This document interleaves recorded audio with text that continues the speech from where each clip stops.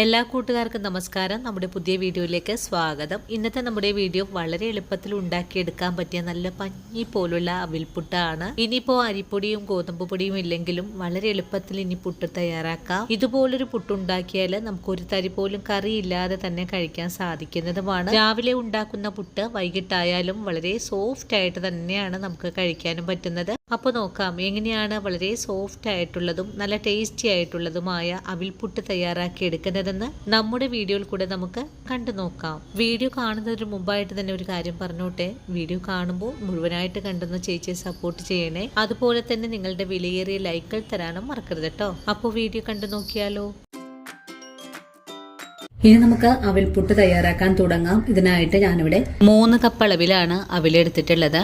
ഇത് പിങ്ക് അവിലാണ് കേട്ടോ. നിങ്ങൾക്കിപ്പോ പിങ്ക് അവിലില്ലെങ്കിൽ വെള്ള അവിൽ വെച്ചിട്ടും ചെയ്തെടുക്കാവുന്നതാണ്. അപ്പോൾ ഇതിലേക്ക് ചേർക്കുന്ന ആ ഒരു വെള്ളത്തിന്റെ അളവ് മാത്രം ശ്രദ്ധിച്ച് ചെയ്താൽ മതിയാകും. നമുക്ക് ഈ അവിലൊന്ന് വറുത്തെടുക്കണം. ഇതിനായിട്ടൊരു പാൻ അടുപ്പിലേക്ക് വെച്ചിട്ടുണ്ട്. ഒന്ന് ചൂടായി വരട്ടെ. ഇപ്പോൾ നമ്മുടെ പാൻ ചൂടായി വന്നിട്ടുണ്ട്. ഇനി ഫ്ലെയിം കുറച്ച് വെച്ച് കൊടുത്തതിന് ശേഷം അവിലി പാനിലേക്ക് മാറ്റാം. ഇനി നമുക്ക് നല്ലതുപോലെ ഇളക്കി ഒന്ന് വറുത്തെടുക്കാം.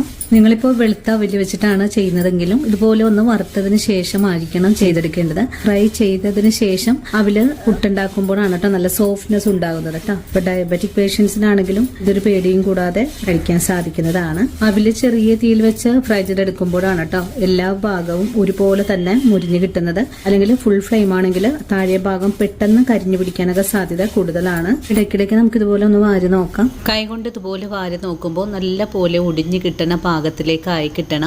കണ്ടോ, ക്രിസ്പി ആയിട്ട് വന്നിട്ടുണ്ട്. ഫ്ലെയിം അങ്ങ് ഓഫ് ചെയ്ത് കൊടുക്കാം. അതിനുശേഷം ഇതിന്റെ ചൂടൊന്ന് ആറി വരുമ്പോൾ തരിതരിപ്പായിട്ടൊന്ന് ഒടിച്ചുകൂടെ എടുക്കേണ്ടതാണ്. ഒന്ന് തണുത്ത് വരാനായിട്ട് നമുക്കൊന്ന് വെയിറ്റ് ചെയ്യാം. ഇപ്പോൾ നമ്മുടെ അവിലിന്റെ ചൂടൊക്കെ ഒന്ന് ആറി വന്നിട്ടുണ്ട്. നമുക്കൊരു മിക്സിയുടെ ജാറിലേക്ക് മാറ്റിയിട്ട് അല്പം തരിതരിപ്പായിട്ട് തന്നെ പൊടിച്ചെടുക്കാം. ഓവറായിട്ട് പൊടിച്ചെടുക്കരുത്. അങ്ങനെ നമ്മുടെ വറുത്തെടുത്ത അവില് മിക്സിയുടെ ജാറിലേക്ക് മാറ്റിയിട്ടുണ്ട്. നമുക്കിത് ഒരു ഒറ്റ തവണ കൊണ്ട് തന്നെ എടുക്കാവുന്നതാണ്. ഇതൊരു 250 ഗ്രാം അളവിലാണ് നമ്മൾ ഇന്ന് അവിലെടുത്തിട്ടുള്ളത്. അങ്ങനെ നമ്മൾ അവില് ഇതുപോലെ ഒന്ന് അല്പം തരിതരിപ്പായിട്ട് തന്നെയാണ് പൊടിച്ചെടുത്തിട്ടുള്ളത്. ഇനി നമുക്ക് പൊടിച്ചെടുത്തിട്ടുള്ള അവില് ഇതേ ബൗളിലേക്ക് തന്നെ മാറ്റാം. ഇനി വേണ്ടത് പൊടിക്ക് ആവശ്യമായ ഉപ്പ് ചേർക്കാം. ഉപ്പും ചേർത്ത് കഴിഞ്ഞാൽ പിന്നെ നമ്മൾ അവിലെടുത്ത അതേ പാത്രത്തിൽ 1 കപ്പ് വെള്ളം എടുത്തിട്ടുണ്ട്. ഇതിൽ നിന്നും പകുതിയോളം നമുക്കൊന്ന് ഒഴിച്ചു കൊടുക്കാം. ഈ കൈ കൊണ്ട് ഇതുപോലെ ഒന്ന് ഇളക്കി മിക്സ് ചെയ്ത് കൊടുക്കാം. കുറച്ചുകൂടെ വെള്ളം ഒഴിച്ചു കൊടുക്കുന്നുണ്ട്.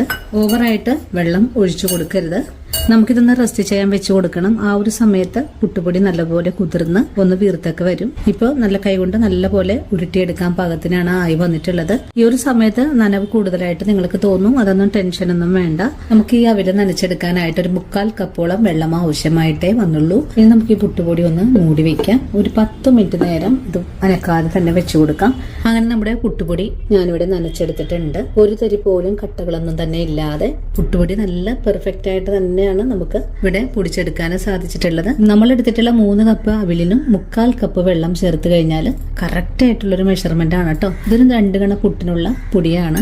കൂടുതൽ അളവിൽ പുട്ട് വേണമെങ്കിൽ നിങ്ങൾ അതിനനുസരിച്ചിട്ട് അവിലിന്റെ അളവും കൂട്ടാവുന്നതാണ്. ഇനി നമുക്ക് ഈ പുട്ടുപൊടിയിലേക്ക് ഒരു കൈപ്പിടിയോളം നാളികേരം തിരുമിയത് ചേർക്കാം. എല്ലാം കൂടി കൂട്ടിച്ചേർത്ത് ഒന്നുകൂടെ കുഴച്ചെടുക്കാം. അങ്ങനെ നമ്മുടെ പുട്ടുപൊടി ഇവിടെ റെഡി ആയിട്ടുണ്ട്. ഇനി നമുക്ക് കണയിലേക്ക് വാരി നിറച്ചു കൊടുക്കാം. ഇനി നല്ലോണം ആവി കയറ്റിയ പുട്ടുകണയിലേക്ക് ആദ്യമേ കുറച്ച് നാളികേരം ചേർക്കാം. ഇനി പുട്ടുപൊടിയാണ് വാരി നിറച്ചു കൊടുക്കേണ്ടത്. നമ്മൾ ഇതിലേക്ക് നാളികേരം ചേർത്ത് കുഴച്ചിട്ടുള്ളത് കൊണ്ട് കുറഞ്ഞ അളവിൽ തന്നെ നാളികേരം ചേർത്താൽ മതിയാകും. ഇനിയിപ്പോ ആവി വരുന്ന പുട്ടുകണയിലേക്ക് വാരി നിറച്ച് നമുക്കിതൊന്ന് വേവിച്ചെടുക്കാം. കണയിൽ നിന്നും ധാരാളം ആവി പുറത്തേക്ക് വരുന്ന സമയത്ത് പുട്ട് നമുക്കൊന്ന് മൂടിയും കൂടെ വെച്ചു കൊടുക്കണം. അതിനുശേഷം ഫ്ലെയിം കുറച്ച് വെച്ചിട്ടാണ് നമുക്ക് പുട്ട് വേവിച്ചെടുക്കേണ്ടത്. ചെറിയ തീയിൽ വെച്ച് 1 മിനിറ്റ് നേരം മൂടി വെച്ച പുട്ട് നമുക്കൊരു സെർവിംഗ് പ്ലേറ്റിലേക്ക് കൂടെ കുത്തിയെടുക്കാം. അങ്ങനെ വളരെ സോഫ്റ്റ് ആയിട്ടുള്ള അവിൽ പുട്ട് ഇവിടെ റെഡി ആയിട്ടുണ്ട്. ഒരു ബുദ്ധിമുട്ടുമില്ല ഇതുപോലെ ഒരു പുട്ടുണ്ടാക്കി എടുക്കാനായിട്ട്. അതും നല്ല സോഫ്റ്റ് ആയിട്ടാണ് നമുക്കിവിടെ ഉണ്ടാക്കിയെടുക്കാൻ സാധിച്ചിട്ടുള്ളത്. ആദ്യ പുട്ട് പ്ലേറ്റിലേക്ക് മാറ്റി കഴിഞ്ഞാൽ അടുത്തത് നമുക്ക് വേവിച്ച് ഇതുപോലെ തന്നെ കുത്തിയെടുക്കാം. അങ്ങനെ വളരെ ഹെൽത്തി ആയിട്ടുള്ളതും വളരെ ടേസ്റ്റി ആയിട്ടുള്ളതുമായ അവിൽ പുട്ട് ഇവിടെ റെഡിയാണ്. ഇനിയിപ്പോൾ അരിപ്പൊടിയും ഗോതമ്പ് പൊടിയും ഇല്ലെങ്കിൽ തന്നെയും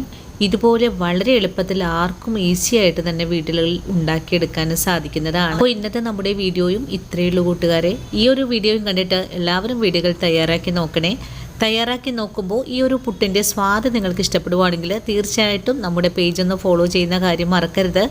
അതുപോലെ വീഡിയോയെക്കുറിച്ചുള്ള അഭിപ്രായങ്ങൾ കമൻസ് ആയിട്ട് അറിയിക്കാനും മറക്കരുത്. അപ്പോൾ ഇനി നല്ലൊരു വീഡിയോ ആയിട്ട് നാളെ കാണാം. അതുവരെയും ഒത്തിരി സ്നേഹത്തോടെ വീണ്ടും കാത്തിരിക്കുക.